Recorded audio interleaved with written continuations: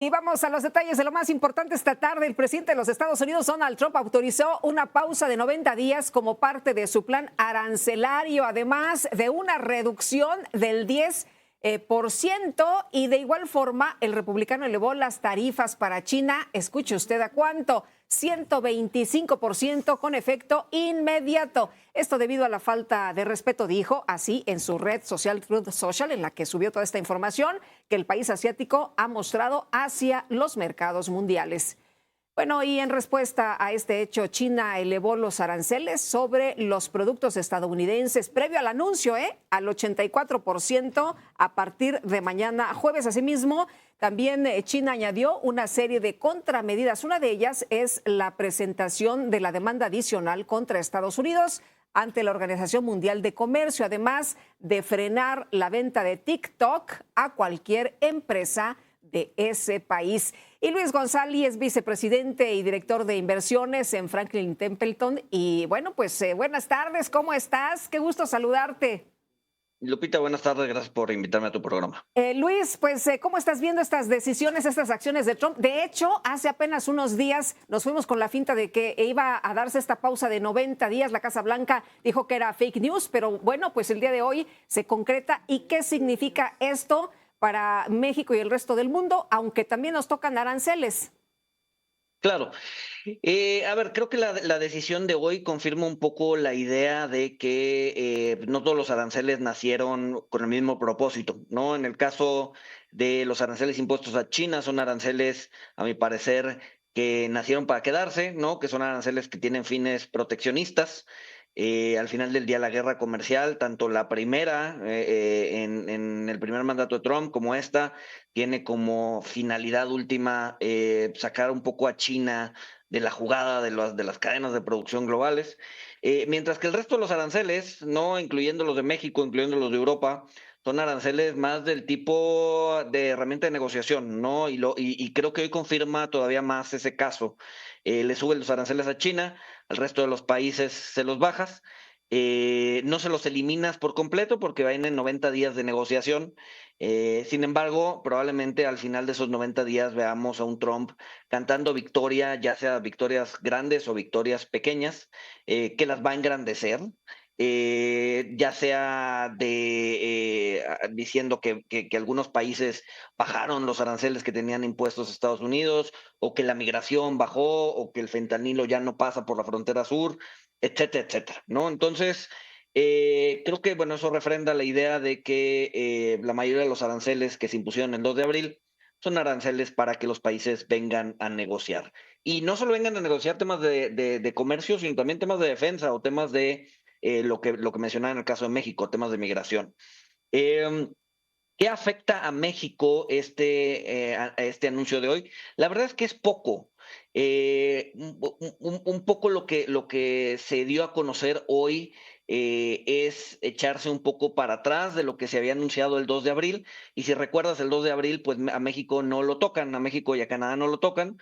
No se ve afectado por esos anuncios del Liberation Day. Sí. Y por lo tanto, pues estos anuncios del día de hoy, pues no necesariamente afectan positivamente a México, ¿no? Oye, Luis, lo que llama la atención es esta pues manera de comportarse de Donald Trump, ¿no? De repente dice una cosa y luego dice otra. Por ejemplo, lo que señala hoy es, a ver, le pongo esto a China, pero a los demás se los quito porque pues se han portado bien con Estados Unidos. Y además dice, bueno, esto de la pausa es porque pues la gente se estaba asustando un poco.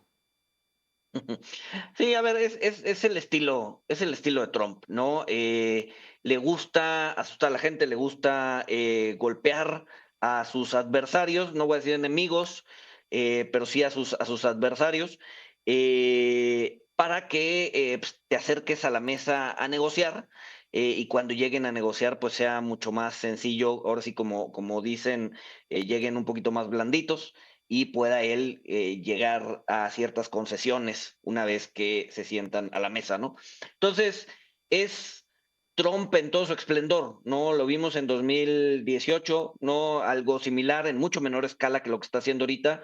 En 2018, en su primer mandato, había perdido mucha credibilidad, justamente porque esta forma de negociar, pues al final del día terminas perdiendo credibilidad. Entonces, lo dijimos muy al inicio de su mandato, creíamos que tenía que dar varios golpes en la mesa para que esa credibilidad regresara. Creo que todo lo que había estado haciendo hasta ahorita son esos golpes en la mesa, decir, a ver, estoy dispuesto a recorrer esta última milla. Sin embargo, a la mera hora, pues no necesariamente va a estar dispuesto a recorrerla y pues todo lo que estamos viendo son estrategias de negociación para lograr mejores acuerdos, por lo menos a la vista de Trump, para Estados Unidos, ¿no? O- Entonces, eh, digo, a ver, has- ah, nos ah, quedan todavía 90 días sí. de volatilidad, ¿no? Para ver, Sí, ¿no? dime. Pero Luis, lo que tú has mencionado y también hay que considerarlo es, a ver, no podemos estar con este sub y baja, el daño está hecho y lo que tenemos enfrente es una probable recesión o una estanflación y bueno, pues de ahí nadie se salva. Exacto, a ver, el daño ya está hecho, que es un daño a la credibilidad y es un daño, o sea, el inversionista, tanto de manera física, ¿no? El que invierte en plantas, como el que invierte en cartera, pues tienen ya la confianza golpeada, ¿no? Y eso no va a cambiar. Y eso no va a cambiar hasta que la guerra comercial termine. Y eso probablemente, no probablemente, muy probablemente termine en una recesión. Aquí la pregunta era si íbamos a ver una recesión con inflación o no, ¿no? Es decir, una estanflación o una recesión típica.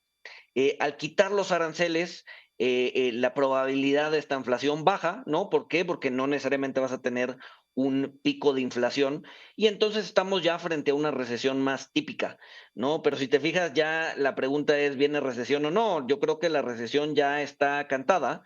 La pregunta era si iba a venir con inflación o no. Ahora, la verdad es que las últimas dos recesiones que hemos vivido en Estados Unidos, la de 2008 y la del 2020, fueron brutales, no fueron recesiones atípicas.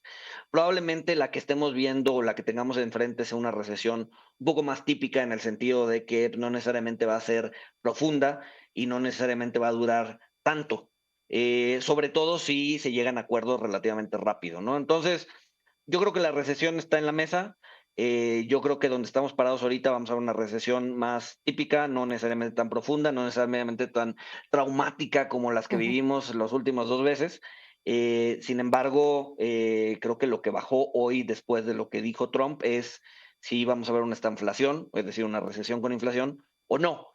Y creo que hoy estamos ante una recesión más típica que ante una recesión inflacionaria, ¿no? Luis, también preguntarte lo que ha hecho México en estos momentos en el marco de la CELAC. La presidenta Claudia Sheinbaum ha hablado de pues, ver hacia otras partes, ¿no? De diversificar los mercados, de tener más cohesión como pues, continente, como pues, países de América Latina. ¿Cómo ves esto? ¿Qué nos puede traer? Es una buena visión esto de lo que está proponiendo la presidenta Claudia Sheinbaum? ¿Tenemos que empezar a ver a otros lados? A ver, creo que es una buena visión siempre y cuando se mantenga como estrategia de largo plazo. Vamos a asumir que Estados Unidos de repente se resuelve todo y nos abre otra vez el mercado estadounidense en los siguientes 3 meses. Pues es muy fácil decir, a ver, todos los acuerdos que teníamos o todo lo que dijimos en los últimos 3 meses, pues ya no importa, ya tenemos otra vez acceso al mercado y es mucho más fácil servir a ese mercado que a otro que está a miles de kilómetros de distancia, ¿no? Entonces, mientras sea una estrategia de largo plazo, mientras que independientemente de si el mercado de Estados Unidos se nos vuelve a abrir en su totalidad o no, creo que es una buena estrategia. El chiste es nada más mantener esa palabra, ¿no? ¿Por qué? Porque una vez que nos abren la tiendita de la esquina, ¿no? Que estaba cerrada, pues dejamos de ir a la tiendita que estaba a 1 kilómetro de distancia. ¿Por qué? Porque ya está otra vez de regreso y no tiene sentido recorrer el kilómetro de distancia para ir a comprar el refresco para la comida, ¿no? Entonces, mientras se mantenga la Sí. idea de abrir otros mercados, hace sentido. La idea es no caer en la tentación de que una vez que nos abran otra vez Estados Unidos, Ujú. pues no llevar a cabo esos planes, ¿no? Muy bien, pues Luis, como siempre aprecio que puedas platicar con nosotros. Muy buenas tardes. Mil gracias a ti, Lupita. Saludos al auditorio y buen Gracias. miércoles.